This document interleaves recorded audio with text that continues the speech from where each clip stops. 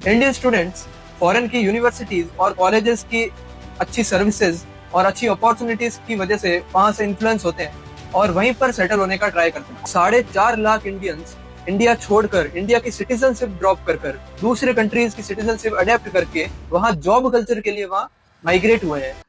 हर साल लाखों की तादाद में इंडियंस कोई ना कोई कंट्री के लिए माइग्रेट जरूर करते हैं। ये माइग्रेशन नहीं, ये एक अब्रॉड का ड्रीम है। गोइंग अब्रॉड का ड्रीम मतलब इंडियंस के लिए बहुत बड़ी बात होती है। और ये सिर्फ कोई हेल्थ ट्रीटमेंट या टूरिज्म के लिए नहीं हो रहा है, बल्कि ये होता है हायर एजुकेशन के लिए, अच्छी यूनिवर्सिटीज में जाने के लिए। अच्छे जॉब प्लेसमेंट्स मांगते हैं लोग, जिनका ड्रीम होता है कि अच्छी जॉब्स हमें मिलेगी फॉरेन कंट्रीज में जाके, और अलग अलग बिजनेसेस सेटअप करने के लिए। 2025 के एक डाटा के हिसाब से 4.5 लाख इंडियंस इंडिया छोड़कर इंडिया की सिटीजनशिप ड्रॉप कर दूसरे कंट्रीज की सिटीजनशिप अडेप्ट करके वहां जॉब कल्चर के लिए वहां माइग्रेट हुए हैं। 2023 और 24 के डेटा के हिसाब से, और ये गवर्नमेंट डेटा है, आप चेक कर सकते हैं, 2023 और 24 के डेटा के हिसाब से लगभग इंडिया से 3 ट्रिलियन रुपीस की बात कर रहा हूं मैं, ना कि डॉलर की, इंडिया से अब्रॉड के लिए एजुकेशन और बिजनेसेस के अंदर सेटअप हुए हैं। इसे हम एफडीआई या एफआईआई नहीं बोल सकते इंडिया के हिसाब से, इसे हम डायरेक्ट इकोनॉमिक हम बोल सकते हैं। हमारे ये 3 ट्रिलियन रुपीस जाते हैं Canada, Russia, USA top most list में है, और उसके बाद आता है ऑस्ट्रेलिया। वो 3 ट्रिलियन रुपीस लेके जाते हैं इंडिया के स्टूडेंट्स और बिजनेस पर्सन, जो वहां पे बाहर फॉरेन कल्चर में जाके घुल मिल जाते हैं। उसके बाद में वो वहीं पे अपना बिजनेस सेटअप कर लेते हैं, और स्टूडेंट्स जो क्वालिफाई कर जाते हैं हायर एजुकेशन की वजह से वहीं पे जॉब्स भी सीख करते हैं।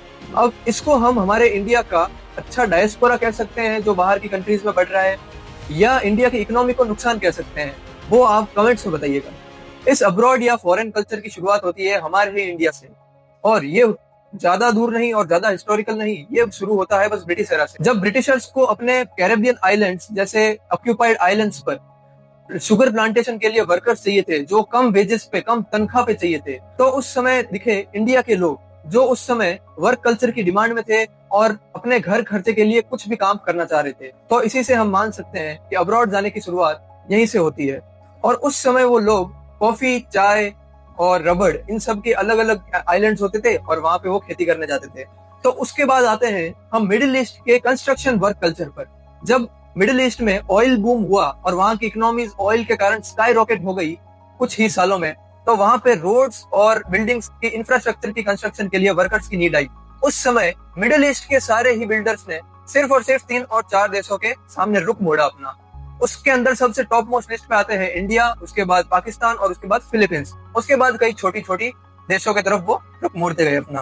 पर उस समय लोग सिर्फ और सिर्फ अपना गुजारा करने के लिए वहां जाते थे और सिर्फ वहां कमाई करते थे और घर लौट आते थे।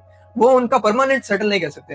और ये वर्क कल्चर आजादी के बाद थोड़ा सा उल्टा होने लगा था, और इसी में हमें ब्रेन ड्रेन का फेस दिखता है। इंडिया की इंडिपेंडेंस के बाद हमारे देश में कई ब्रिलियंट माइंड्स उभरे, पर वो सभी फॉरेन की कंफर्ट लाइफ और मॉडर्न कल्चर के चलते उधर अट्रैक्ट होने लगे।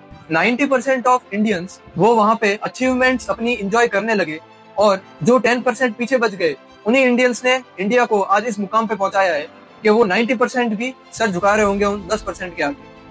पर इसमें उन 90% लोगों की गलती नहीं है, क्योंकि उस समय इंडिपेंडेंस के जस्ट बाद में इंडिया के अंदर इतनी रिसर्च और डेवलपमेंट के लिए जगह नहीं थी, क्योंकि इंडिया एक नया देश था और उसी समय पार्टीशन भी हुआ था और हमने आजादी की बहुत कड़वी और कठोर सत्य से लड़ाई की थी।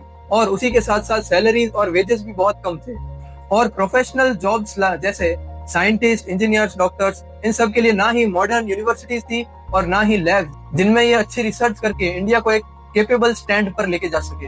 1970 और 90 के बीच में गल्फ कंट्रीज में ऐसी ऑयल बूम आया जिससे वहां की तरफ वर्कर्स शिफ्ट होने लगे और बाकी सब ऑयल एक्सपोर्टर्स के पैरों तले जमीन खिसक गई और गल्फ कंट्रीज की इकोनॉमीज एकदम से स्काई रॉकेट हो गई। पर यह भी एक फैक्टर है कि गल्फ कंट्रीज में जो माइग्रेट हुए थे वो सिर्फ इनकम ड्रिवन थे और ना ही परमानेंट सेटल होने वाले इंडियंस कभी वर्किंग क्लास में नहीं आएंगे। वो सिर्फ अपर मिडिल क्लास होते हैं, या फिर अपर मिडिल क्लास से भी ऊपर जो मल्टी मिलियनियर्स होते हैं या बिलियनियर वगैरह, ये सब वो सिर्फ वहाँ की अपॉर्चुनिटीज और लाइफस्टाइल से अट्रैक्ट होते हैं, ना कि इंडिया की बैकवर्डनेस से। पर एक रीजन ये भी है कि वो इंडिया की कंजस्टेड लाइफ और कम अपॉर्चुनिटीज के चलते भी ये सब करते हैं। वेल डेवलप्ड कंट्रीज उनको वहाँ पे अच्छी सर्विसेज प्रोवाइड करती है, अच्छी सैलरीज देती है, और वहाँ पे अच्छे इंसेंटिव्स मिलते हैं एज कम्पेयर टू इंडिया। बाहर की कंट्रीज थोड़ी ज्यादा रिलायबल है उनके हिसाब से। बट इन सब चीजों की प्रॉब्लम अब इंडिया में भी सॉल्व होने लगी है। वेल डेवलप्ड सिटीज जैसे बेंगलोर, इंदौर, अहमदाबाद, सूरत, वडोदरा, मुंबई, इन सब के अंदर अब अच्छे रिलायबल लाइफ जीने के लिए गवर्नमेंट इंसेंटिव्स लेके आ रही है, अपनी सर्विसेज प्रोवाइड करवा रही है। और इंडियन गवर्नमेंट भी पिछले कुछ डिकेड से ट्राई कर रही है कि अब्रॉड जाने के ड्रीम को थोड़ा कम किया जाए और इंडिया के ही अंदर लोगों को अच्छी वेल रिलायबल एंड कंफर्टफुल लाइफ दी जाए। अगर हम बात करें स्टूडेंट माइग्रेंट्स की, जो कि कुछ हद तक बढ़ता जा रहा है पिछले कुछ सालों में, और इसका कारण कुछ हद तक इंडिया की खुद की एजुकेशन सिस्टम की प्रॉब्लम है, जो कि कई डेकेड्स से ओल्ड एंड बोल्ड स्टाइल में चलता आ रहा है।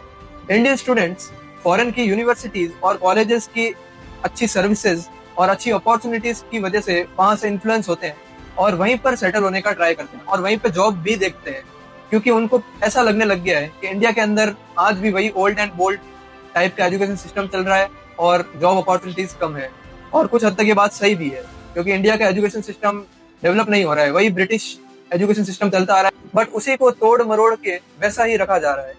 बट इसका मतलब ये नहीं है कि इंडिया के पास अच्छे ब्रिलियंट कॉलेजेस और यूनिवर्सिटीज नहीं है।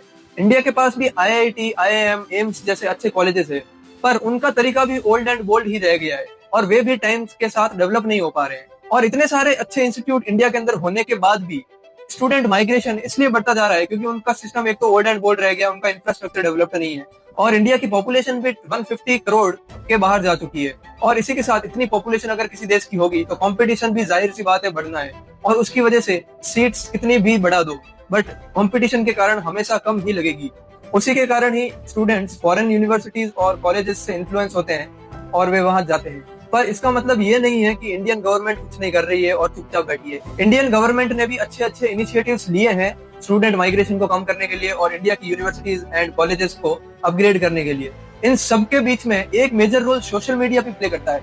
आज के टाइम पे इंस्टाग्राम, यूट्यूब, फेसबुक, ट्विटर, इन सब के कारण फॉरेन कल्चर का इतना अपग्रेडेशन हो चुका है कि इंडियंस वो सब अपने मोबाइल पे घर बैठे बैठे देख के उनको ऐसा लगने लगा है कि हम बैकवर्ड रह गए हैं और फॉरेन के लोग बहुत आगे जी रहे हैं। और यही सब माइग्रेशन का एक ट्रिगर पॉइंट भी बनाते हैं और इसी के कारण इंडियंस बिना कुछ सोचे समझे, बिना कोई रिसर्च किए फॉरेन की तरफ अपना रुख मोड़ लेते हैं। घर बैठे बैठे बस फॉरेन के ट्रेवल ब्लॉग्स देखना, वहाँ की सिटीज देखना, वहाँ का कल्चर देखना, वहाँ के लोगों का लिविंग स्टैंडर्ड्स देखना, ये सब बस मोबाइल की स्क्रीन पर रील स्क्रॉल करने जितना आसान है।